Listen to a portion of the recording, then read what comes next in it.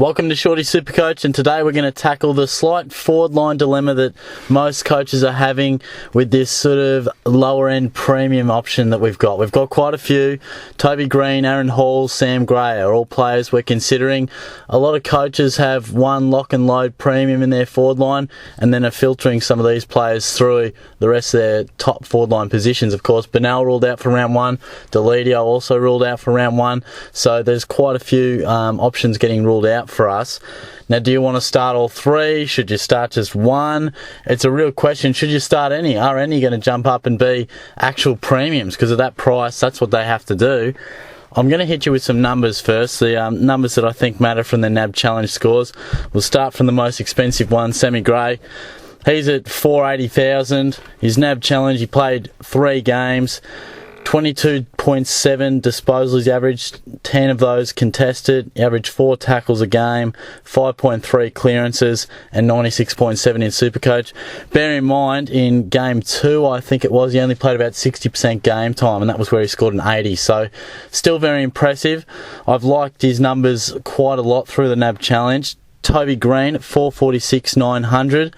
He only played the 2, averages of 22 touches, 8.5 tackles, 8.5 contested possessions, 7 tackles, 2.5 clearances, and 101.5 SuperCoach, Aaron Hall, he's priced at 428. 20.7 touches, 7.3 of those contested, 8.7 tackles. Of course, he had that 16 tackle game, which was unreal, and 5 clearances per game for a SuperCoach average of 111.7. So there's some of the numbers. Now, it's not all about numbers for these players. While those numbers are fairly impressive for all of them, it's really about that midfield time, because these are players that have largely been in the forward lines for their team for much of the season last year and their careers a lot of the time. Of course, Toby Greene did have that unbelievable season, averaging whatever he averaged, 97 or something like that. But can they really fulfill that spot in the midfield? That's what I'm mainly going to discuss, and I'm going to start with Gray. And personally, he's the man I'm going with. I really like Sam Gray as an option, and I'll tell you why. I think he's going to get the most midfield minutes out of all 3 of these players, and I do think he's a real deal. Yes, he's the most expensive of the 3, but in that last game where Port Adelaide played against the Tigers, it was in a midfield of Wines, Ebert, Boak, Hartlett, Robbie Gray. Pollock was probably the only notable player out of that. He racked up 28 touches, 12 contested, 8 clearances, and 118 SuperCoach points. So that tells me that Ken Hinkley wants him in the midfield. They like him in there. He's a really good option. He's not going to get the tag either. I think that'll more so go to Wines and Boak. So I really do think that he's not getting this midfield opportunity by the absence of other players or anything like that. Not NAB Challenge deceiving us at all. He is the real deal, and he will play midfield. We all know the back end of last year that he had dominating. So I really like Gray as an option. Toby Greene at 446. Mind you, forget about their price tags. These guys aren't here to make you money. They're here to average 100 plus and be in your team for the whole season. So I know Aaron Hall's a bit less expensive, and that might help you in perhaps getting someone else in your structure, but don't pick it just because I think Hall and Gray will average, this and that, but Hall's cheaper, so I'll go him. You're picking these guys, they're over 400k, you want them in your team, and you're expecting them to top up or bump up to sort of top 6, top 8 forward line contenders for the season. Toby Greene, I think the NAB Challenge showed that he is a ball magnet because he racks up great numbers off a half-forward flank.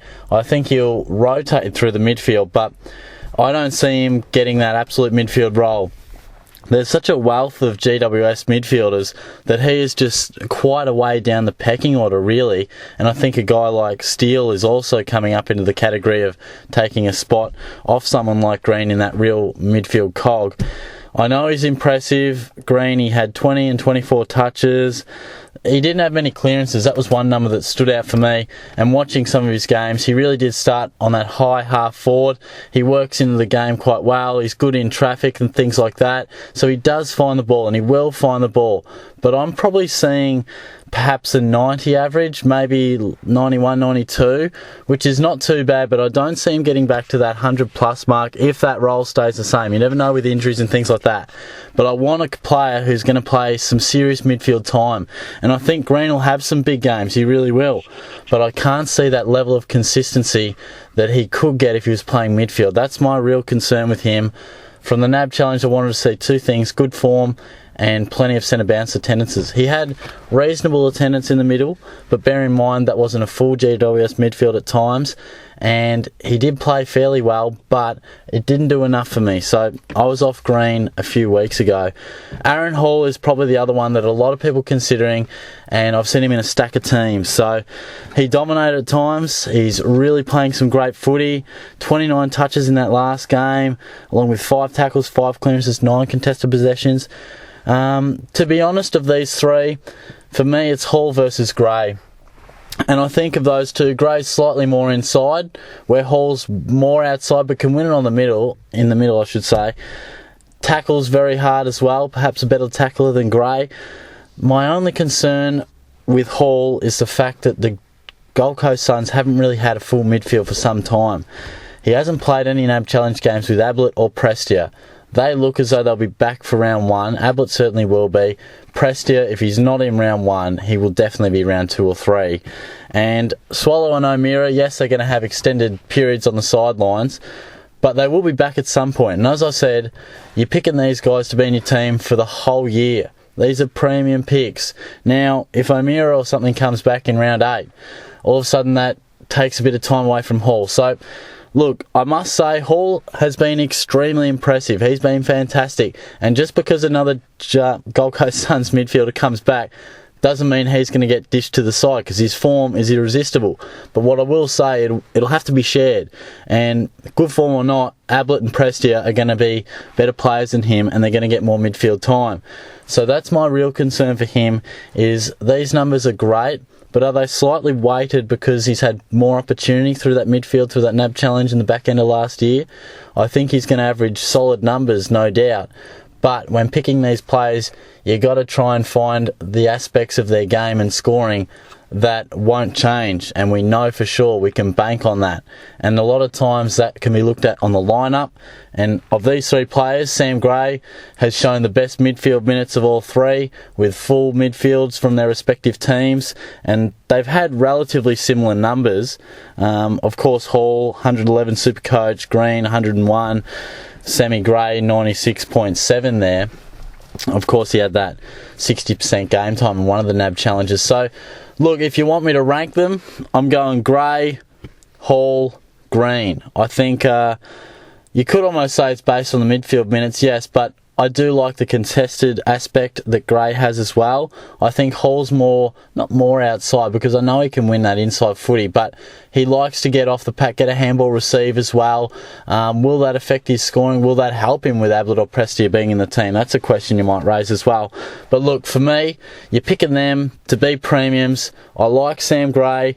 If you want to select Aaron Hall, I would not argue with you, to be honest, because his form has been great, but I just tread with caution, because I know two absolute guns of the Gold Coast midfield will come back, and I just feel that could affect him, and it does raise a slight question mark. A bit further down, we have Steele and DeGoey as well. Now look, they're just too awkwardly priced for me at 318 and 312. I'd love to pick DeGoey, but I think a few people are considering these players, and they're going to be great picks down the track. But for this season, as much as they could be a great mid-price pick, I can't see their numbers being close to premium status to pick them, and I can't see them, racking up enough cash to value themselves as someone who can make us dosh. So a lot of pressure and a lot of guts if you pick one of those two guys. I'd be spending an extra 100, 150k and going for three of these sort of low-end premium price guys that could really bump themselves up to that next bracket. So a lot to consider there. I think those three players, I've seen them in a lot of teams. Some people might pick all three, others may trust none of them, but I think there'll definitely be, of these three, there'll be one, maybe two that does jump into that 3-figure average and really elite category. It's our problem problem and our decision to, realise who that's going to be over the pre-season. Their numbers have been all very impressive, so therefore I'm looking deeper into their midfield minutes and how that might go throughout the whole season. That's what I'm basing it on. Yes, I'm going to be picking Sam Gray, so that's the only one of those three I'll be picking. That's a wrap up of the forward line dilemma anyways. Give me a shout out on what you're picking of those players. Are you going to pick any of them? Let me know who you are if you're going to select some of them. Also, give the video a like, plenty of comments, share it to your mates as well. Subscribe to the video. That'd be fantastic. Clicked over 200 the other day, which is absolutely brilliant. I couldn't believe it, so it was fantastic. Stay tuned for the public league as well. I'm going to release that soon. I'm about to do another podcast on when I'll be releasing that now. And if you can't get a hold of the public league spot, there of course is the SuperCoach group for Shorty SuperCoach. You can find that link. I'll put into this one as well, but it's also in the subscriber league video too. So plenty to do there, plenty of SuperCoach content coming your way. It's exciting that it's not far away, so stay tuned and I'll be back very soon.